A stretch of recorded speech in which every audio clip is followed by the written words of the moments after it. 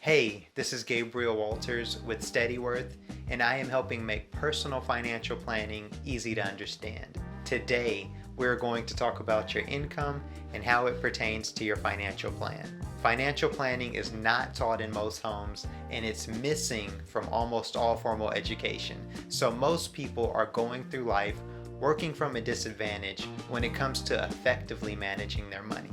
Having a clear financial plan will allow you to maximize the money you are already making. Imagine looking at your monthly bank statement and knowing that you have made the most of every dollar that is coming in and going out. Could you do more with the money you are already making? I'm guessing the answer is yes. If you were to think about your financial plan as a movie, income would be your main character. You must have a steady flow of income in order for your financial plan to continue to exist. If your income stops, your movie is over. I mean, if Nemo were to die, we wouldn't be able to find him. And we don't want that to happen, right? When it comes to learning about your income, you first need to know two numbers: gross income and net income. In keeping with our movie example, gross income would be equal to all of the filming you've done for a particular movie or all of the money you have made in a particular year. Net income would be the edited version of that movie, or the part that goes to box office, or the part of the money that you've made that goes to your bank account. So gross is what you make and net is what you take to the bank, that is. So why is understanding this important? This concept can be valuable when evaluating how much a purchase truly costs. When making a purchase, let's say you spend $100 on something. Depending on your tax bracket, that purchase is really costing you about $120 to $130.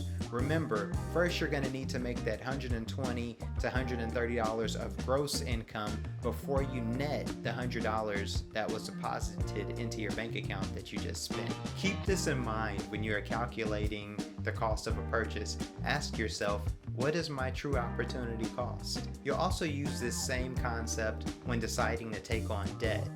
Once again, imagine you put $500 on a credit card. It's really, depending on your tax bracket, going to take you about $750 or $800 of earned income and then paying taxes to net the $500 to pay that bill off. Understanding this concept when negotiating your salary or possibly even a raise can also be beneficial.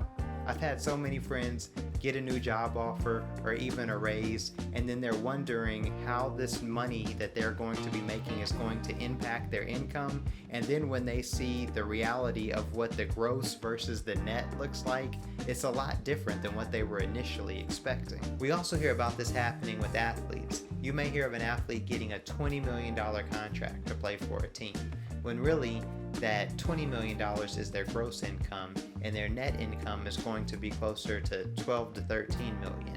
Understanding the difference between gross income and net income and how these two numbers interact with your financial plan is a foundational step in getting to know your main character of income better. You can't know Batman without knowing Bruce Wayne. A good exercise will be to take the amount of money that's deposited from your paycheck into your bank account each month and times that by 12 months. You can then subtract that number from your gross salary. Then you will know your exact gross income versus your net income for the year. The more you become connected to these two numbers, the more you will strategize to legally keep. Hey, if you found this information helpful, please consider sharing this video with a friend. Give it a thumbs up, hit the like button, and subscribe.